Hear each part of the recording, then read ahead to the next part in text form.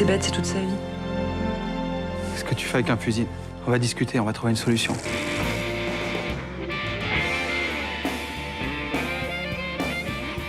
Crossed paths and crossed lines in a new film set here in Paris's 13th district. An unlikely pair make for a compelling train ride in Compartment 6 and a small-town French policeman in Over His Head.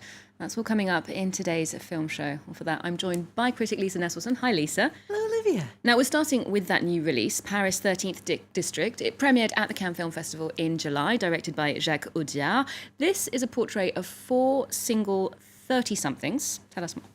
Well, some people think the number 13 is unlucky. Let's just say this film isn't going to make many people seek out this particular neighborhood. I'm not one of those film goers who needs to identify with at least one character on screen. Just show me people I can be more than mildly interested in. And this batch, a well-educated woman coasting on menial jobs and her new roommate come sex object, a student whose routine is disturbed by her resemblance to an online sex worker to whom she ends up reaching out via computer, just didn't do it for me.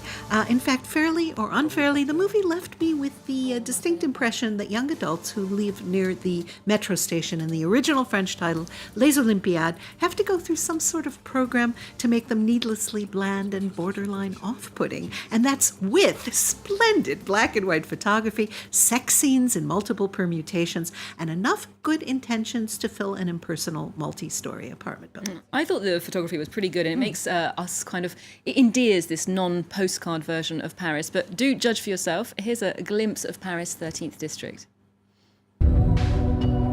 C'est quoi la chose la plus étrange, la plus humiliante que t'aies vécue? T'es immature et égocentrique, Émilie. Je crois que je suis fatigué. Je me sens juste encore plus merdique. Et là Vraiment? Putain, mais elle est complètement malade! T'en veux une, toi aussi? Non, non, non, non. Non?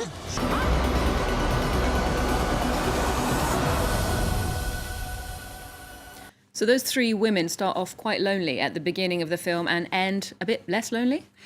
You could put it that way. You could also say that none of these people know what they want, and life is hard. Jacques Audiard enjoys a very strong local and international profile. His first 2 films back in 1994 and 96 starred Matthew Kassovitz. 2009, he made the truly riveting A Prophet, in which Tahar Rahim was a standout as a petty criminal who, while in prison, is transformed into an underworld force to be reckoned with. He lost me after that. In 2015, Audiard won the Palme d'Or in Cannes for Dipan, the peculiar tale of a Tamil refugee from Sri Lanka who escapes to Paris by pretending to have a wife and child to provide for, but finds violent overtones wherever he goes. But I can recommend a delightfully off-kilter, bittersweet comedy about lonely souls at cross purposes, also shot in the 13th arrondissement, but over 20 years ago. Writer-director Anne Fontaine's Augustin, King of Kung Fu. It featured an eclectic, multicultural cast back in 1999, including the wonderful Hong Kong actress Maggie Cheung as an acupuncturist. And I have to say, 22 years later, I'm still kind of interested in the characters in that movie. I was no longer interested in Audiard's characters 20 minutes after the movie ended. Okay, still an interesting detour into the 13th arrondissement here in Paris, though. So from contemporary Paris now to a train ride from Moscow to the Arctic Circle in Juho Kausmanen's Compartment number 6. Now, this was Finland's entry for the international feature film category in the Oscars, and you like this one a bit more. Oh, you can say that, yes. This slow burn road movie on a train shared the Cannes Grand Prix with Iranian Asghar Farhadi's A Hero. It's set in post-Soviet Russia, probably the late 1990s, judging by a video camera that's an important plot point. So a young woman and a young man from utterly different backgrounds are assigned to the compartment on the several-day rail journey to the extreme north. And we get to know the intellectual Finnish student Laura and the gruff Russian miner Loja at the same pace as they get to know each other. The forced traveling companions seem to have very little in common except for having opposable thumbs and walking upright, and the walking upright part may be compromised by too much vodka. So how did this unlikely pair find themselves in these cramped quarters? Well, Laura from Finland and still learning Russian has ended up alone on the train after her Russian girlfriend dropped out at the last minute for what was meant to be a romantic journey to see the rare petroglyphs. Those are prehistoric rock paintings Laura is fascinated by. Abrasive Loja's major interest seems to be staying drunk and asking intrusive questions, and that sounds like a wisp of a premise for a feature film, and indeed it is. And yet by the end, we feel as if we turned the pages of a good Russian novel, and journey to spots we'll probably never go. Okay, strange travelling companions indeed. Let's take a look at compartment number 6. Первый раз, что ли, в поезде? Нет. Ну как будет по-фински? Я тебя люблю. Haista vittu. Haista vittu.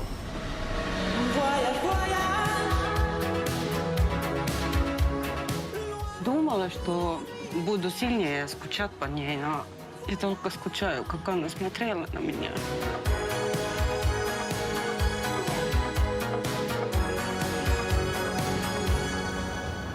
There's nothing predictable about their interactions, which is a very good thing in a two-character drama. And if you want to dazzle your friends with your mastery of obscure trends, truly obscure, there were 3 films in Cannes this year where one character secretly sketches another character. And of that trio, Compartment 6 makes the most bittersweet use of a surreptitious sketch. Okay, and some 1980s, 1990s synth pop in there as well. True. Fantastic. Next to a film which is called Albatross in French, the English title is Drift Away. It centres on a small town drama where a policeman finds himself in a hellish situation. He does. Imagine being happy in your life and work, but ending up pointing a gun at someone you know and appreciate, only to accidentally shoot them. Well, no, I'm not talking about the recent tragedy on the set of the Western Rust, in which Alec Baldwin accidentally shot and killed the film's cinematographer. I'm talking about a fictional film by Xavier Beauvois, a filmmaker who has made a point of chronicling the lives of ordinary French people from modest backgrounds, always with an aura of authenticity and social concern. Jeremy Renier plays a loving spouse and father who, in his role as a policeman in the Normandy community of Etretat, believes in keeping the peace by knowing his neighbors. One of those neighbors is a farmer who works hard but is drowning in debt. Inspectors are driving him crazy, literally, with citations about how his equipment isn't up to standards. And when the farmer turns suicidal, an honest attempt to rescue him goes wrong. And our protagonist's world crumbles. He goes from functioning with verve and honor to not being able to function at all. Okay, well, let's take a look at Jeremy Renier in action in Albatross. J'avais jamais tiré sur personne. J'ai l'impression que tout ce que je vis là, c'est comme si c'était pas réel. Lucas, il a dit que papa était pas un gendarme mais un assassin. Il avait le doigt sous la détente. J'ai voulu le raisonner. Je voulais juste qu'il lâche son arme. Il nous abandonne là. Il est en train de faire une énorme connerie. Je voulais le sauver. Et je l'ai tué. Now, there's a lot of anti-police sentiment around the world at the moment, people asking to defund the police. Do you think they'd be surprised by this portrait? Well, I think police work can really be a vocation, like teaching. It's something you want to do to help people. There's a difference probably between police work in a small community and a big city. The film itself takes a radical turn later on that is visually thrilling, but not to all tastes. Belgian Jeremy Renier is one of the most versatile actors working in French and has been since the Dardenne brothers cast him back in 1996 at age 15 in their La Promesse. He's particularly good in another French film currently in theaters, L'Homme de la Cave, The Man in the Cellar, in which he and his wife sell their basement storage unit to a former high school teacher who says he wants to store things there, but ends up moving in and has no intentions of ever leaving. Two good opportunities to see Jeremy Renier on screen then. Well, next, the French Cinematheque is honouring the work of American independent filmmaker John Sayles. That goes until November 13th.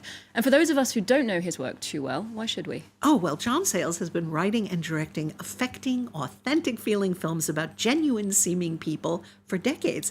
He has parlayed small budgets into big ideas without ever being flashy or trendy. His films feature some of the best actors around. He has always been interested in the lives of what we now call marginalized people, migrants, minors, the disabled, the financially strapped. Way back in 1983, he made Liana, about a married woman who ends up falling in love with another woman. Almost 30 years ago, he made Passion Fish, about a white woman whose legs are paralyzed and her contentious relationship with her black caregiver. In 2003, he made Casos de los Babies, in which 4 marvelous actors, Rita Moreno, Daryl Hannah, Lily Taylor, and Maggie Gyllenhaal, have to spend longer than they planned in South America in order to adopt. His directing debut, Return of the Sea Caucus 7, which he made for $30,000 of his own money in 1980, was arguably a precursor to The Big Chill and has been named to the National Film Registry in the U.S. Sayles has made 18 films and works as a script doctor on mainstream movies to fund his own work. He wrote the initial script for E.T. the Extraterrestrial. Wow. When I was lucky enough to interview him 30 years ago, he said something that has always stuck with me, that he wanted to make ensemble pieces and, quote, not stories where you know these two people are going to end up together because he's the male Hollywood star and she's the female Hollywood star, and there they are in the same movie. And having been raised on precisely that template, that really jumped out at me. Thank you very much for that tip and for that roundup this week, Lisa. We'll leave you with a selection of John Sayles films. Otherwise, you can get more movie news on our website. We're also on Twitter, Facebook, and Instagram. There's more news coming up on France 24 just after this.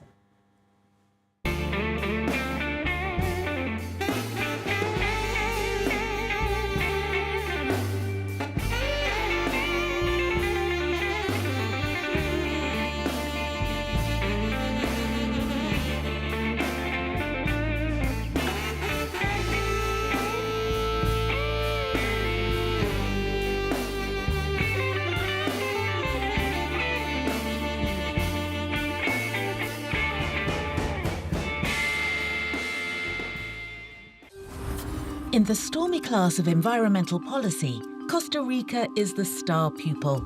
It promotes ecology rather than military might, has abolished the army, and redistributed its budget to protect biodiversity. La planificación es la clave. Nosotros tenemos 70 años de construir esta matriz renovable. Reforestation, new climate solutions, renewable energies. Estamos ayudando al planeta y Costa Rica especialmente, que es un país que genera energía eléctrica, pues sale muy cómodo, ¿verdad? Watch Costa Rica, the climate champion, in Reporters on France 24 and France24.com.